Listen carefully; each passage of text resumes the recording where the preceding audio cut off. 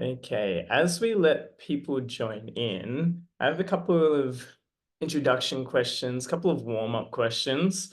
You can either use this QR code and join from your phone, or you can click on a link. Jess is about to send it in the Zoom chat. Um, there's just a couple of quick introduction questions. First one is, do you currently engage with corporate partnerships? So does your organization currently work with any corporates? This can be any kind of size. It doesn't have to be a huge ordeal, even if it's kind of regular volunteering or you have worked with someone once to set up a volunteer day, but that's been about it. Just give us a bit of a picture of who's here and what your experience is. Lovely to see you here, Sana. Chrissy, thanks for joining us. Alan, good to see you again.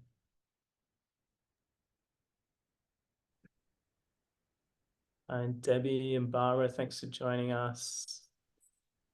Hey, Emma, nice to see you again. Really cool to see those results coming in.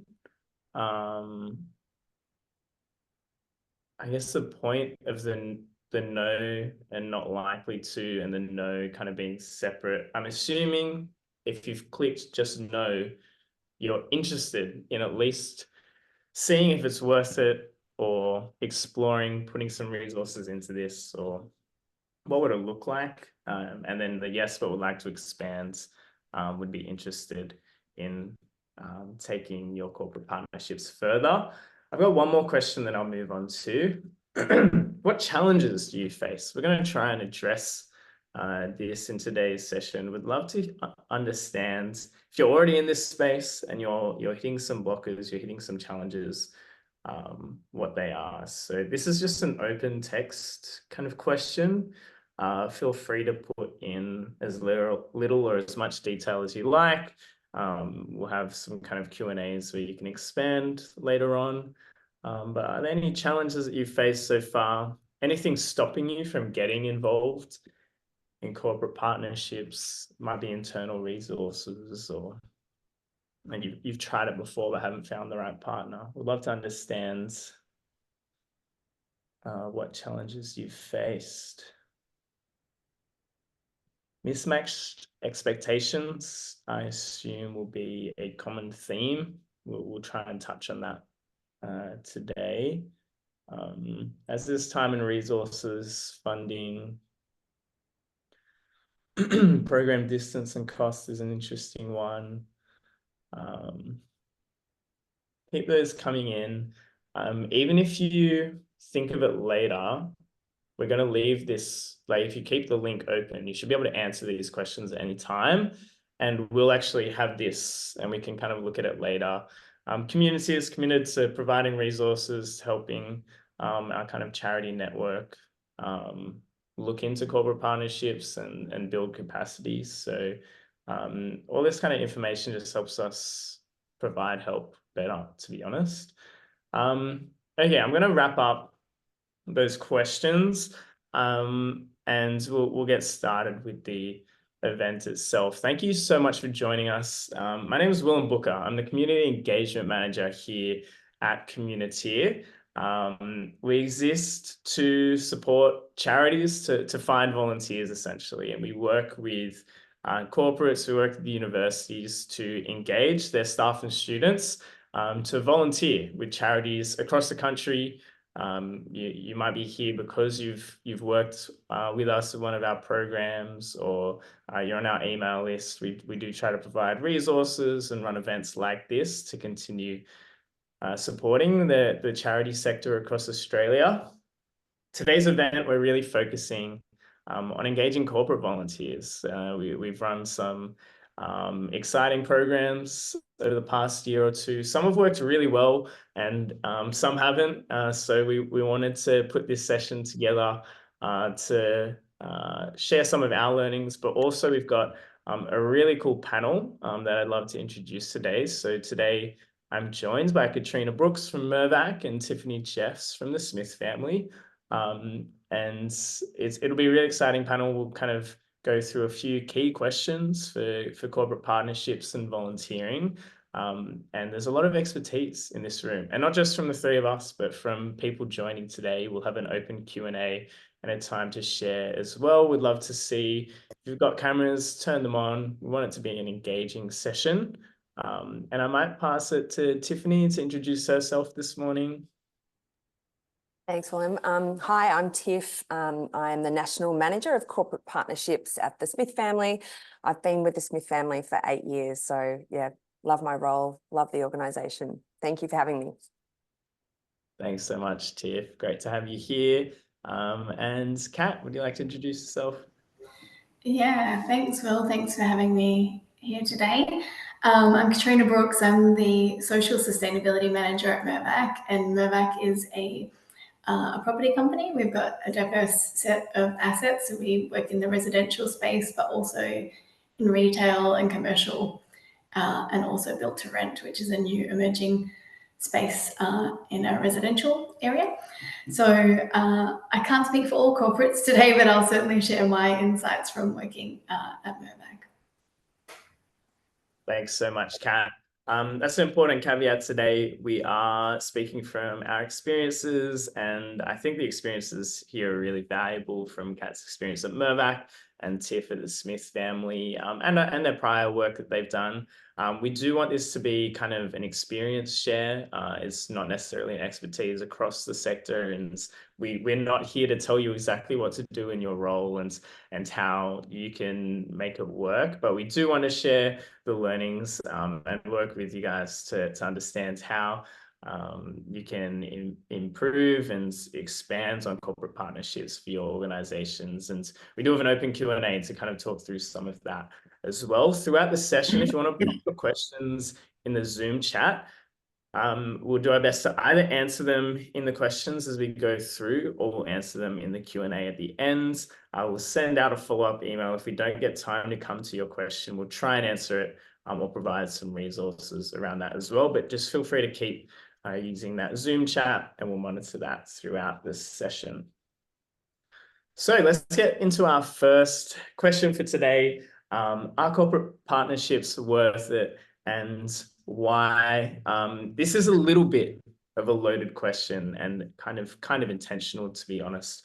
We want to talk today about corporate volunteering, corporate partnerships. How much should we be investing into this, and why? So we really want to understand, I guess, yeah, why would we do this as a charity? I think there's a lot of talk about CSR and ESG and these kind of acronyms and buzzwords, and why this is really important for charities, but it's really hard to kind of separate why that is the case. And should we be excited about this? Should we be investing resources into this? So Kat, can you give us a bit of an overview about, is this worth it for charities, and why you think it might be?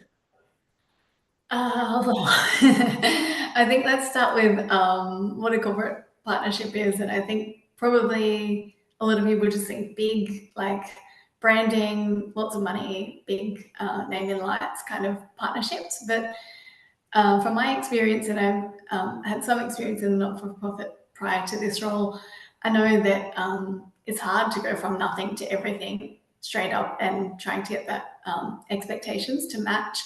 So often it's better to start smaller. So maybe starting with a particular project or initiative and build from there. There's no doubt that a partnership of any type takes a bit of effort. So I guess you probably do need to think about capacity. But on the flip side, if you get the partnership right, sometimes that can really help you unlock some capacity challenges. And particularly, I mean, I'm guessing we're going to get there eventually, but if we talk about tapping into the skill sets of the corporate space, you know, you've got an opportunity there to maybe solve some big business challenges that might be holding you back from jumping into that corporate partnership. So I guess the thing is, you know, look at your capacity, but also it's lots of opportunity in ways that you may have never thought about. You know, it's not always about the dollars. I know people tend to think, I mean, I get approached a few times a week, probably, with sort of unsolicited emails saying, "Can you donate 10,000 or 100,000 or 500,000?" Because people see big corporates and think maybe we have a big bucket of money we're just waiting to give away. And in the corporate space, it has to make business sense to go into a partnership. So probably really thinking about how that alignment works. And so I think corporate partnerships, corporate and not-for-profit partnerships, it's not just about the corporate. Those partnerships work well together, but I think they work well when expectations are aligned and resourcing and capacity expectations are clear, and when they fit with the drivers for both organizations. I think gone are the days where probably like the CEO had a corporate checkbook and would just write big donations out to the charity partners that he, and I say he because it was probably mostly he back then, he would care about. Now it's really more about the business case and what makes sense for both parties. So yeah, I'm sure Tiff, you probably have a lot to add to that from the from the not-for-profit side, but I can see you're nodding, so hopefully we're sort of in agreement with those kind of principles. Kat, can I quickly ask, with the business sense, can you just touch a little bit on what CSR and ESG is and why this is suddenly a priority for some corporates like Mirvac? Yeah, so Mirvac is an ASX listed company, and ESG is a really big part of the way that we do business at Mirvac.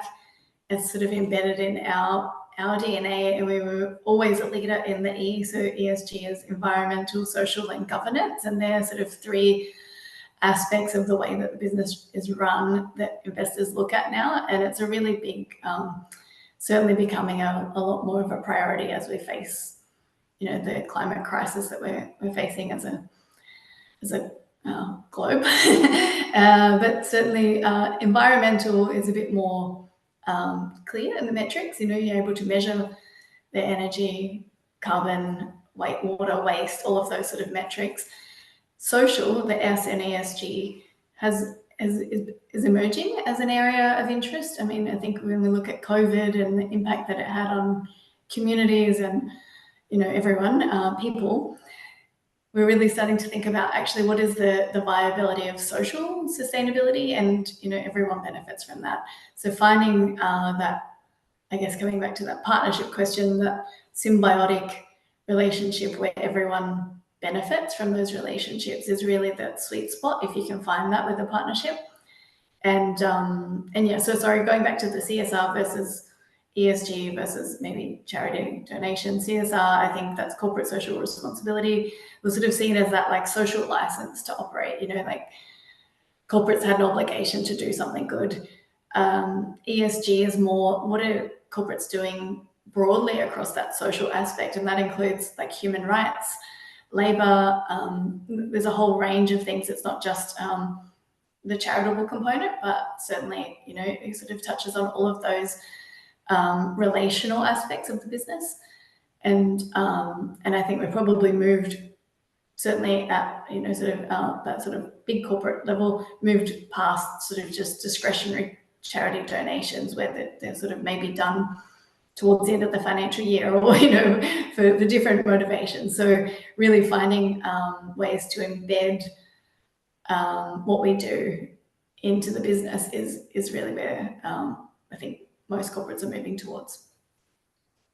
Thanks so much, Kat. We'd love to hear from your perspective, Tiff, kind of what corporate partnerships mean to you, and what you would invest into this space and why you would do that. Well, sure. And look, I agree with most of what Kat said. I should have mentioned before that the Smith family were a children's charity that supports children to make sure that they stay at school, get a greater education, and get a better life for themselves, to break that cycle of poverty. Corporate partnerships are huge for the Smith family, and we do invest large resources into my team. My team, where there's 18 in my team, and they're split between partnership development managers and relationship managers or partnership managers. We also are very fortunate to have our own sort of volunteer volunteer engagement sort of team that supports our partners to engage with us, which is a huge resource, but very valuable, because we do know that engagement is key to a successful partnership. But Kat, you're right, it's not just about the dollar. We've seen more and more pro bono relationships with the Smith family. Skilled volunteering, like you also mentioned, is a very valuable asset of a corporate partnership, and really can help solve some really big organisational, needs. There are a lot of great experts out there that, we wouldn't even necessarily think could support some of our organisational or strategic needs. Volunteering is a huge support for the Smith family. We obviously deliver a lot of programs in community that support our students. So there's a lot of mentoring programs that we deliver to our students. So we need volunteers to help us organisationally to offset costs to deliver those programs and to be mentors within those programs. We also have community fundraising. So to be able to participate in what we have at the moment, the Dream Run, our corporate partners and the broader community can go off and run for the month of June and fundraise, which all goes back into supporting the programs, the students and families that we support. I think it's also really key to point out that it's key to create shared value in these partnerships. It's not just all about the Smith family, and we really listen to the needs of our corporate partners and our prospective partners. They've definitely got, obviously they've got strategies that they need to deliver on. We want to align with them, but also you've also got to be prepared to, if you can't align, to walk away, because as I saw before, there's a lot of things there that were sort of coming up with, partnerships that don't align, or, there was I suppose a disappointment after perhaps 12 months. So it's really key to listen to the needs of your partners. And those needs of corporate partners are rapidly changing at the moment.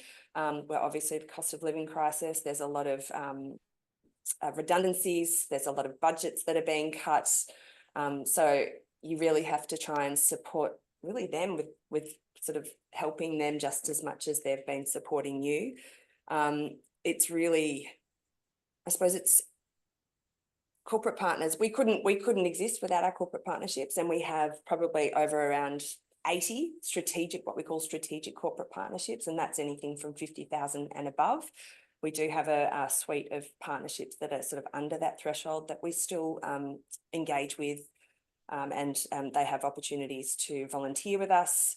But yeah, key is engagement and making those relationships really sticky, because the stickier those relationships are, and across all levels of that partner, so from CEO to CEO, exec to exec, and obviously staff engagement through volunteering and workplace giving, etc., is key to get across that sort of multifaceted relationship as well.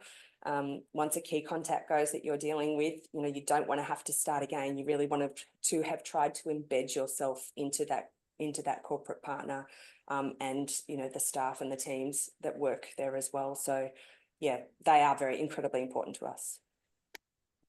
Thanks so much for that, Tiffany. And maybe I think you started touching on this, but can you just talk about maybe the best part and the most challenging part about your role and for your wider team as well?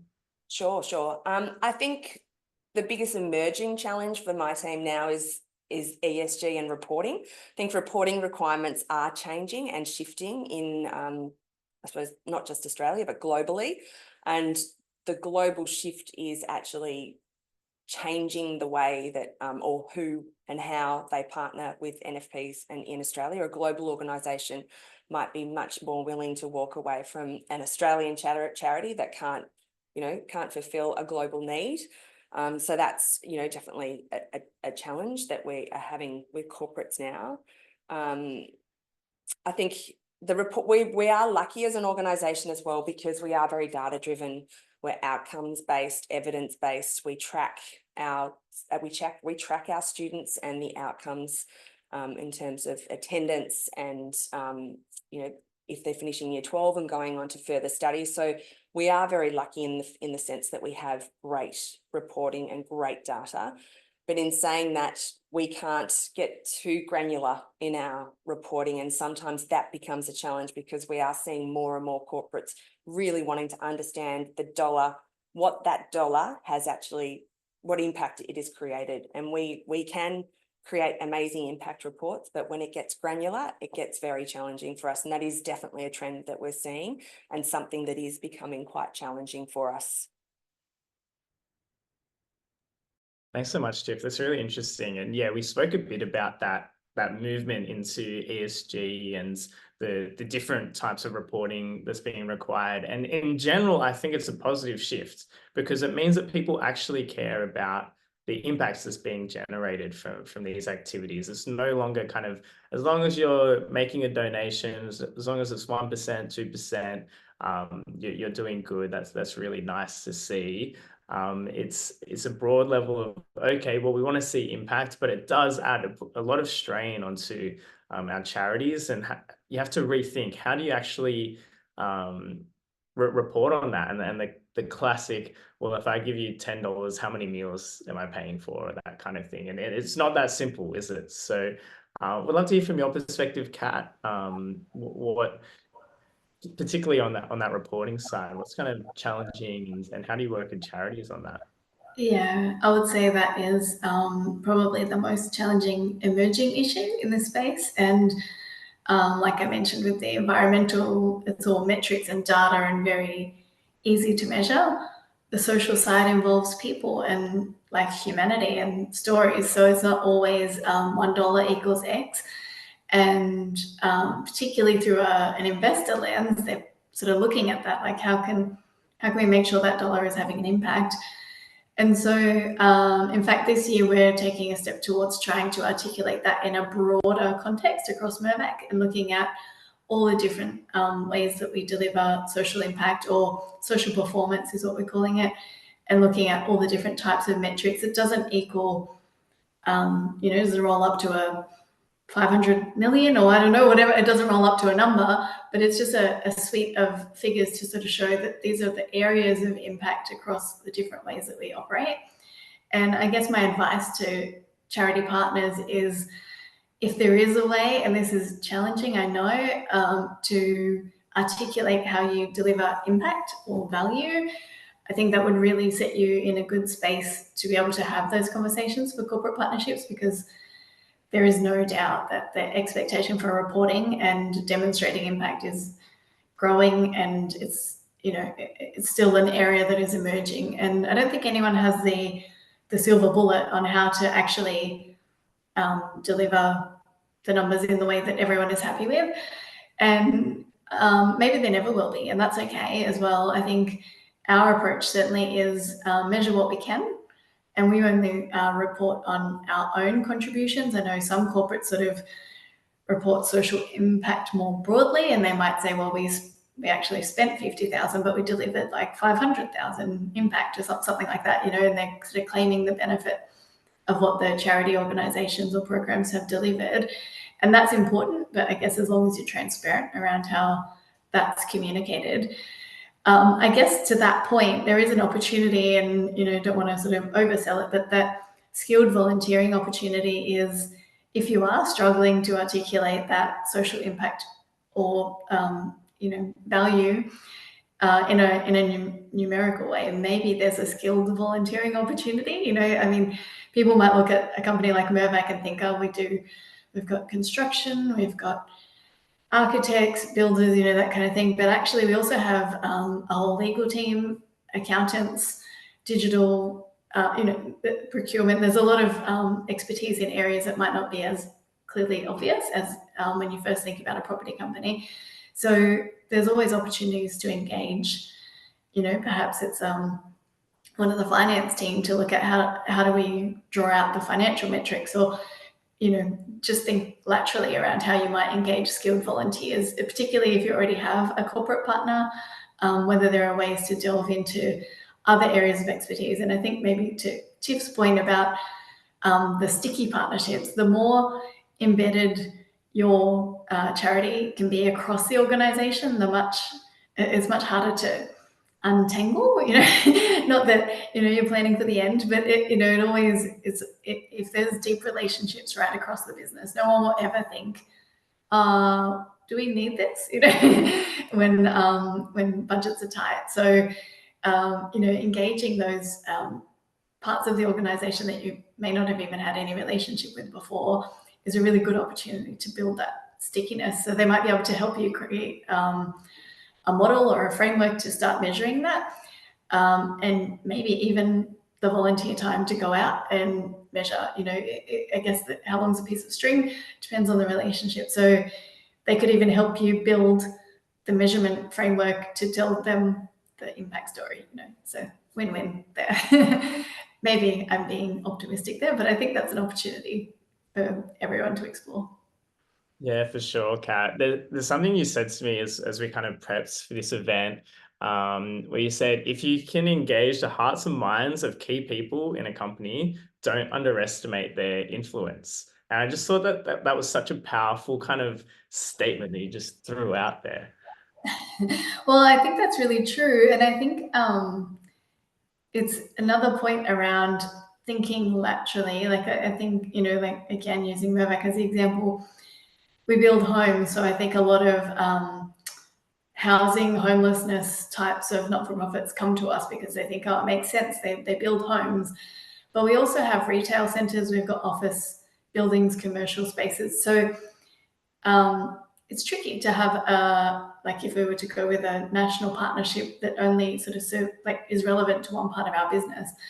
But if charities can take a moment to have a look, if they are targeting a particular corporate for a relationship, maybe just have a look at their purpose or their vision. We have a really strong commitment to building a sense of belonging, and that's relevant to all parts of our business. So it doesn't need to be necessarily a homelessness charity, but if it meets that value of building a sense of belonging, if it's bringing people together, maybe there's an opportunity there. So I think where possible, when the charity is relevant to all parts of the business, and if you can engage the hearts and minds of the people within the business, they become committed champions. Like we've certainly found that through skilled volunteering, is people coming back going, oh my goodness, I knew we had a relationship with them, but now like we're going to do this and we're going to do fundraising and we're going to do the fun runs and all the different things for them because I've seen what they do firsthand and I'm personally invested now. So I mean, they don't say those words, but you can see that.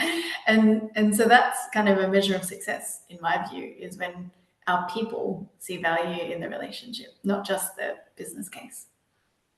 Yeah, totally. I would love to dig into that a little bit more. I just wanted to touch quickly on the reporting thing because I do want this session to be practical and get some tips on it. So as we speak to a lot of our charities, I mean, plenty of us just straight up don't have resources to collect data, report on it. Beyond, sometimes we apply for grants or funding, which have really strict kind of criteria. So we kind of have to budget that into that grant or that particular program. Our key recommendations kind of moving into this. So you'll see corporates, sometimes they'll come to you with this is what we want to report on, or this is what our impact report looks like. We'd love for your programs to kind of fit into this. But sometimes they will ask, what do you currently capture? Our general and broad recommendation for our charities that we work with is to just spend some time understanding what you do as an organization, whether it's your key programs or you as an organization, long-term, medium-term, short-term, and really say, by us existing, what are these changes that we see, and get those statements out there, and then say, well, how do we prove that? And then choose 3 or 4 key measurement points that kind of would show how you're moving towards that change. It's a really simple way to start, and it is really grassroots level. But you can take that further, and you can do that per program or per events if you like. But that's a really simple place to start, because for a lot of our charities, people working part-time, you don't have a data analyst on hand to help you out here. It can be overwhelming. You don't know where to start. So that's a really helpful place to start. And we're happy to kind of talk to you about that and think about that further. But like you said, Kat, you started talking a little bit about how to get the most out of this. Would love to kind of what do you think corporates are looking for in their charity partnerships? What are you looking for as you kind of think about who you can partner with and how you work with them?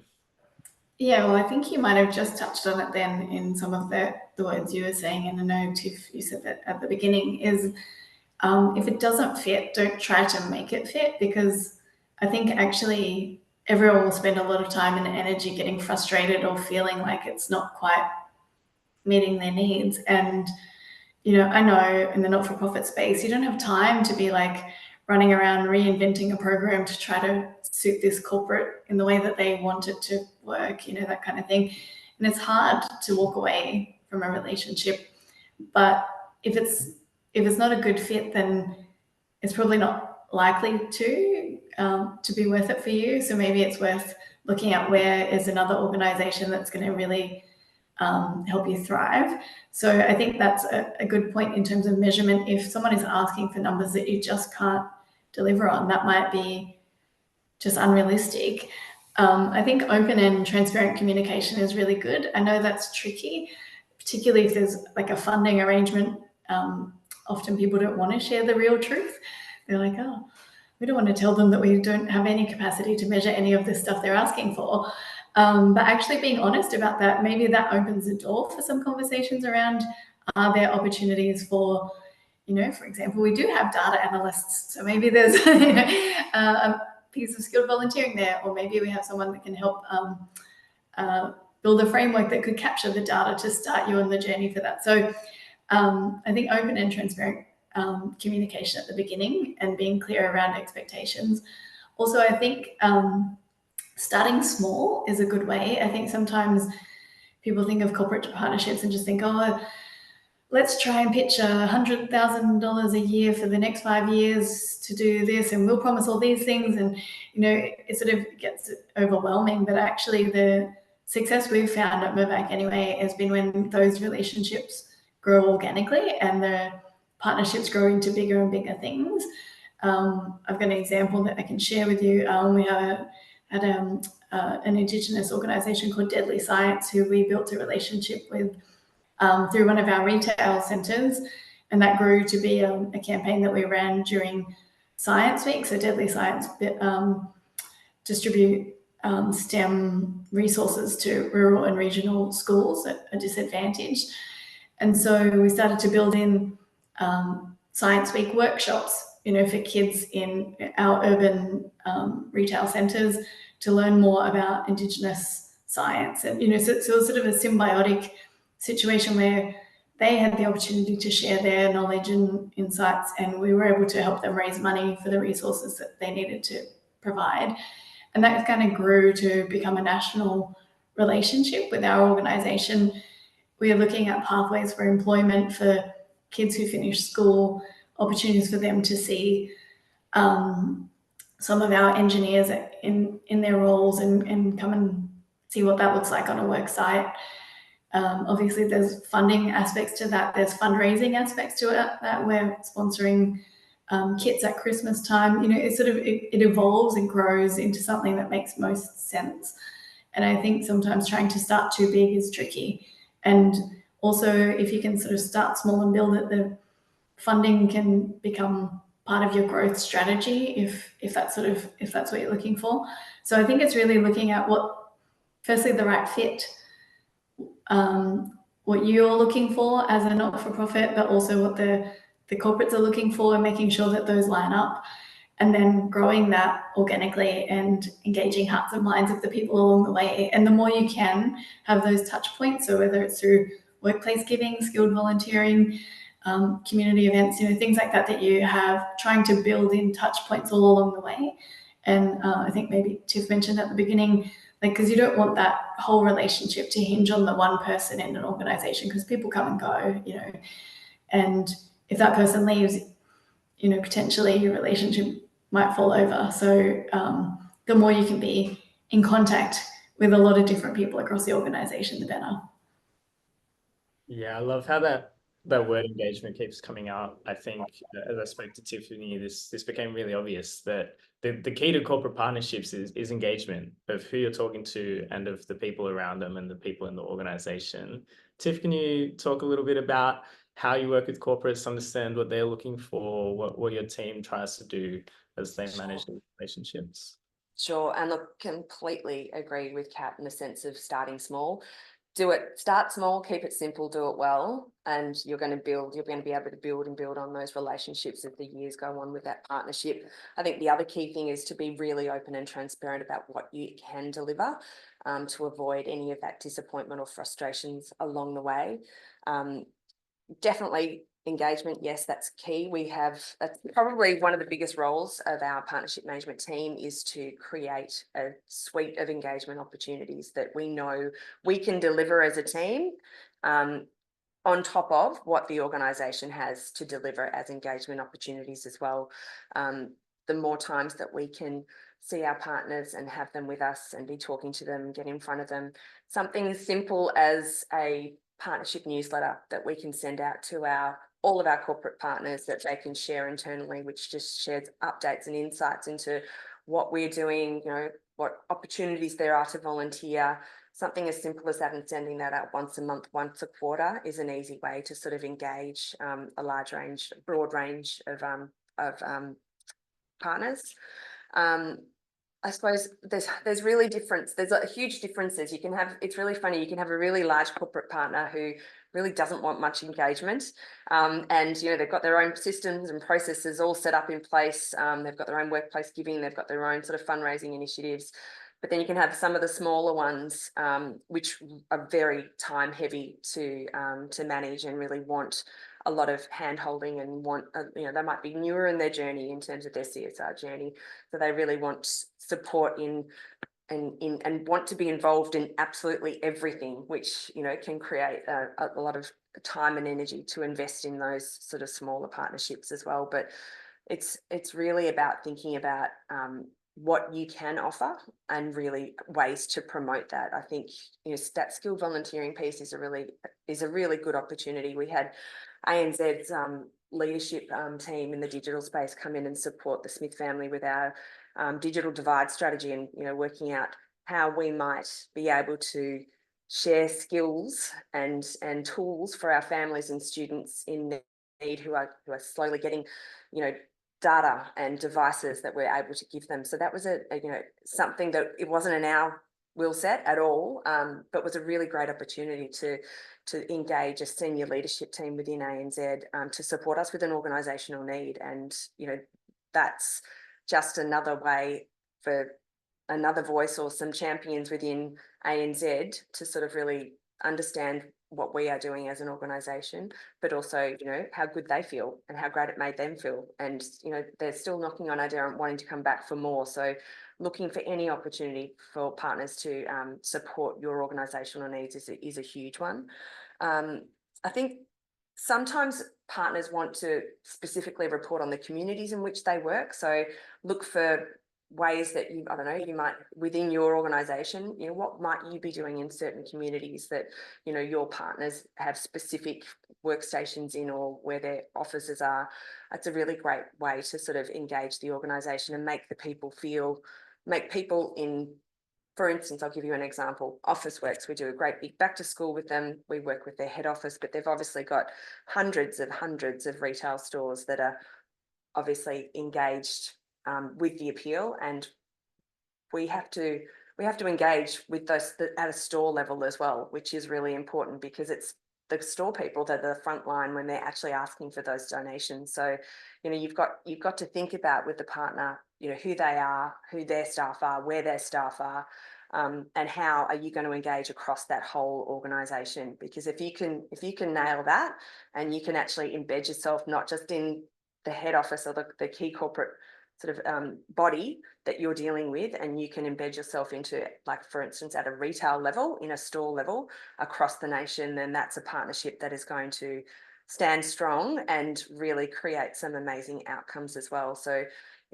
there's a lot of different things that corporate partners partner with not-for-profits for. It could be to deliver on their own programs, for instance, like Optus with Donate Your Data. They've got this great program. It aligns with our 5-year strategy in terms of bridging the digital divide. So, you know, why wouldn't Optus look for us? Because we've got a large pool of future participants of Donate Your Data, which is where they get a free SIM, they get talk and text. And I don't know if any of you are Optus customers, you might donate your data across to, which goes into a big pool and gets sent to participants of Donate Your Data. So, you know, it's finding that mutually beneficial spot, I think, is key for corporate partnerships, and that's what they're looking for. They don't want it to be transactional most of the time. They want something back for it as well. And I think charities sometimes potentially get caught in that space of it's all about us. It's not. It's more all about the corporate partnerships and, you know, and what their needs are. And I think, again, I couldn't say this enough, is really listening and understanding what their needs are and working out whether you can actually deliver on those needs would be my biggest piece of advice. Thanks so much, Tiff. It really is one of those challenges that we face where it seems to be that the more time that you invest into this and by thinking about it and having those open conversations, that's how you get the best out of it. And it is hard because we do want to we're kind of often coming into this with, I have limited time. How do we make this work in a way that's quick and easy? When sometimes that approach just means that it won't work out in the best way. There's something that you started touching on in terms of volunteering. We'd love to flesh out a bit more. What does corporate volunteering look like, and how do you work with your corporates? You've mentioned kind of engagement calendars, regular activities. Is this something you come to them with, or how do you work with someone to make these things happen? Particularly the ANZ example, I thought was really cool. How did that come about?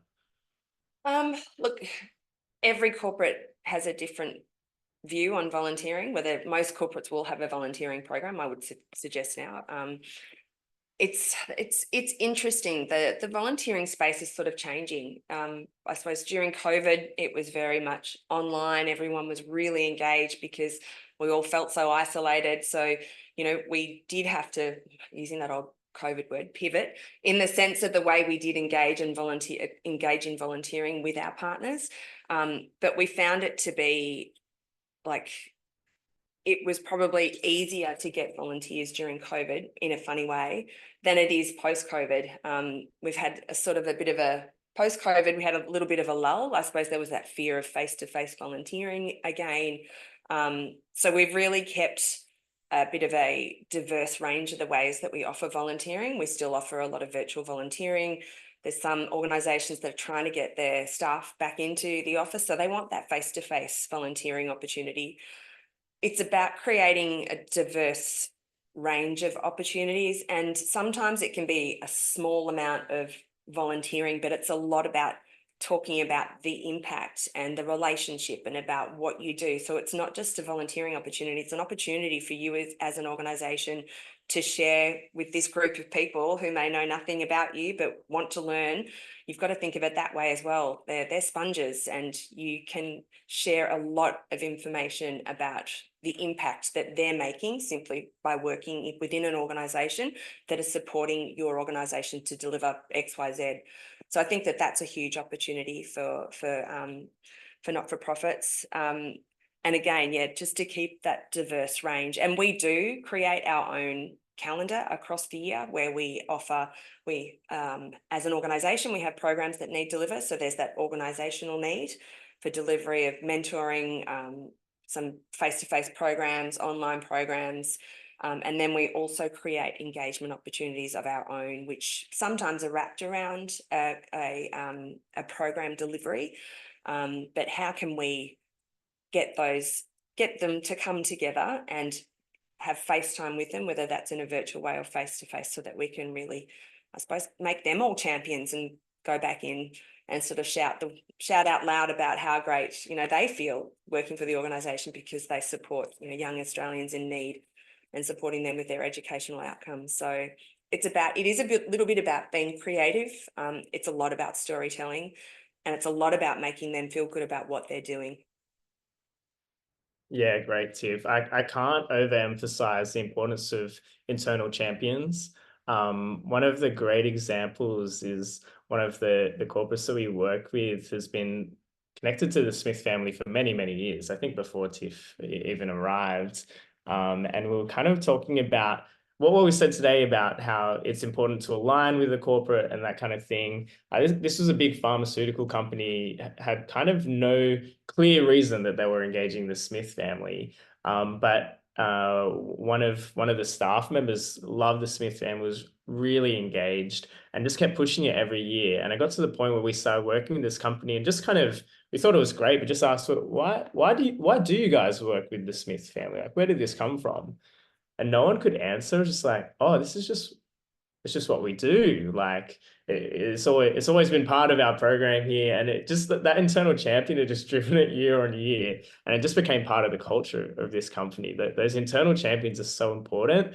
Create space for them. Create an opportunity for someone to represent your organization to their staff members. Really utilize that where you can. And I do want to leave some time for Q&A, but Kat, would love to just hear quickly, what does volunteering look like for your staff? What do they have access to? If you can just give us a minute or two overview of kind of what that looks like for them and how they get involved and who they can volunteer with, that might be interesting. Yeah, sure. But I did just want to build on that point around the internal champions and the diverse volunteering opportunities. I think sometimes in the need to get things done, sometimes it can be like, oh, we just need you to, I don't know, help us build our website, or help us, like there might be a particular task that needs to be done from a volunteering perspective.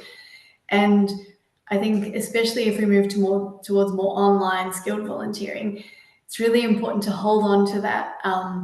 Make sure you connect them to the purpose, because I think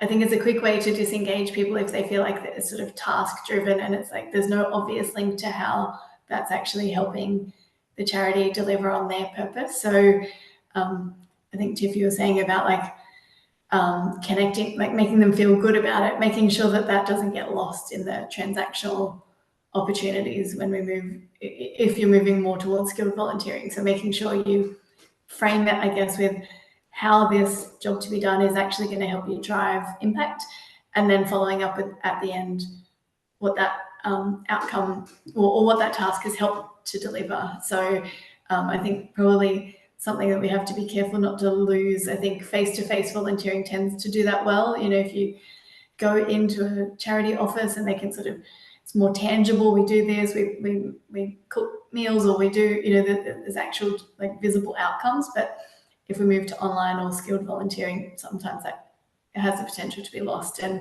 then you'll miss your opportunity to build champions.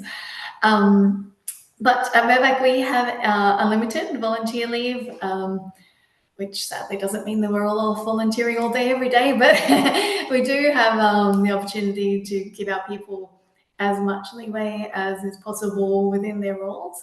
And that might be once a year, and that's what they do, or it might be that they do an hour a week, an hour a fortnight. It's up to each individual to negotiate that with their manager. And that, I think, really presents a real opportunity.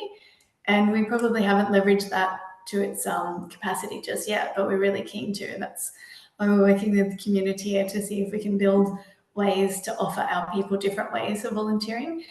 So our corporate volunteering is kind of broad in that sense. We have one day a year where we all go and give back, and we call it Community Day. We each of our projects and assets have a relationship with a local organization, or it might be a school or a small organization that they go and volunteer with.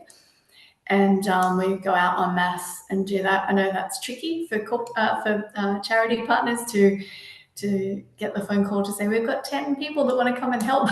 And sometimes you might want to like just find a wall that needs to be painted or something like that. But it is an opportunity. And often our people come back from that day saying, oh my goodness, I learned about this organization I knew nothing about, and they're just around the corner, and I want to volunteer like once a month with them. And that's how those relationships grow. So I think consider every interaction as a potential interaction with a champion, and it could be a decision maker. You don't know. So if someone comes back really passionate, like our CEO, our executive team, everyone goes out and volunteers on that day, and you wouldn't know they're shoveling bark on a garden bed or doing some weeding or painting, and so take those opportunities to really engage with the volunteers, because you never know where that might lead.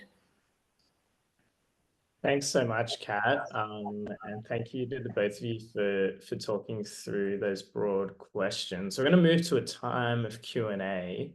There's a few questions that have come through in the chat. Maybe a quick one that I thought would be interesting, Kat. With that workplace volunteering leave, what happens with volunteering in the weekends, time in lieu, or is it just kind of that's your personal time? Is there anything like that? Yeah, we don't give credit for time on weekends, but I guess we're trying to build just a culture of giving back. We have a phrase that we always talk about internally, that we're a force for good, and we're always looking at how do we make our decisions around how to have a positive impact. So if there are opportunities, I think our people would totally be open to doing an initiative if it was one day on a weekend once a year, if that was something they really cared about. So it's sort of like we don't police or even monitor what people do on the weekends, but often it's the people that volunteer on the weekends that are also looking for opportunities to give back through their skill set at work. So, finding those motivated people is really key.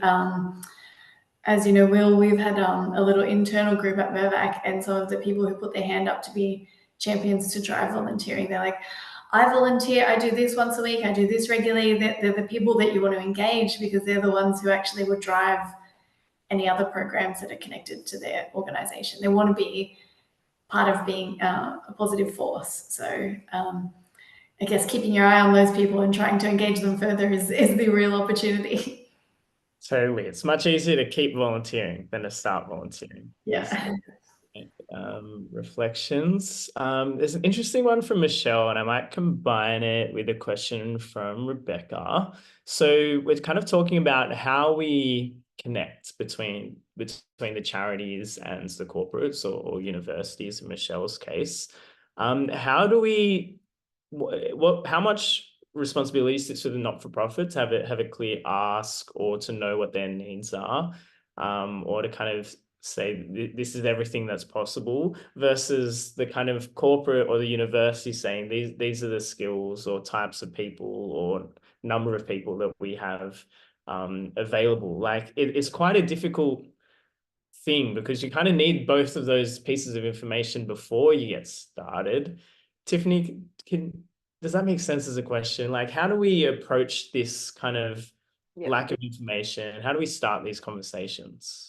I think I'd go back to the biggest thing that I know our partnership development team go out, and that's just about listening to the needs, because you need to understand what the needs are of the volunteer or the corporate partner or the university, because if you go in with all of everything that you can give them or everything that you might be able to deliver on, and it doesn't meet their needs, then it's kind of a waste of time for one. But equally, if you listen to what their needs are and you know that you don't have anything that can fulfill their needs, then you're better to be upfront and open and honest at that point, or say, give them an alternative that might be not quite what they want, but if you can find something that sort of fits, that would be my advice, definitely. Just listening to their needs, understanding their needs, and working out if you can actually deliver on them. Thanks, Tiff.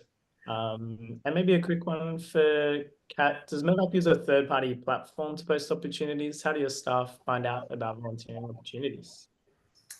We don't use a third party at the moment. Not an official sort of third party, like a job board type of thing. We do obviously partner with Community, and we do some bespoke opportunities, and also just through the community network, I think there are opportunities that come up. But we've found that kind of like job board platform that lives somewhere on the internet or something like that isn't that successful in terms of engaging volunteers, and often it's a lot of work for the not-for-profits to keep those spaces updated. So really we look at how we can build on the relationships we already have. We encourage our people to find the opportunities that make sense to them, because like us telling people to go and volunteer for a particular organization it will just feel like another job to be done rather than something that they're choosing to be involved in. So our experience so far with community has really worked, and obviously that's why we're here today. But finding the ways to match up skills with charity needs is really the trickier part, and that's where you guys have come in and helped us there. Can I just add to that point before about that understanding the need? I don't know, it is a bit chicken and egg. Do you approach the corporate with an idea, or do you wait for someone to look for you? But I would say most corporates have a lot of information available. They have annual reports and sustainability reports and things like that. So if you're having a conversation with them, maybe just start and have a quick look. I know it's putting the onus back on you guys, but if you have a quick look and understand what their drivers are, if you can find ways where you can see the fit, that's probably a good place to start, because maybe a program isn't obviously a fit, but you can kind of say, well, actually it meets that need of, for us, for example, creating a sense of belonging. But equally, yeah, if it doesn't fit, don't waste time. There's lots of other organizations out there that probably do fit much better. Sorry, just to deviate from that. Yeah, thanks so much for that, Kat. Look, we've just got a couple of minutes left before 12. So just wanted to say Jess has sent a link in the chat. So we recognize that corporate partnerships are hard. I guess one of the things that community tries to do by working with companies like Mirvac is try to create those connections for you and start those conversations. We recognize that really is the hardest part about getting those conversations started. So some key kind of programs and events that we run throughout the year, and just by kind of filling out that form, or just let us know you're interested, and we can keep you informed of events and programs that we're running throughout the year, and see if you want to be involved. There are a couple more questions in the chat that we won't have time to answer today, unfortunately, but we will try and get some information into the follow-up email or get in touch with you personally. We took down people's names as they asked those questions. But look, thank you so much for joining us. A huge thank you to Tiff and Kat for coming along today and sharing your experiences and your understanding of the sector. We hope it was interesting. Please reply to, we'll send a follow-up email with the recording and some tips. Please reply to that if you want to see different types of content or other types of topics that would be helpful to you. Please reply to that and let us know. We're really interested in running more of these sessions to continue working with you guys and figuring out how to grow together and share the information that we've got together. But once again, thank you so much, Tiff and Kat, for coming and sharing your thoughts. Really appreciate it. And thank you, everyone, for joining us today.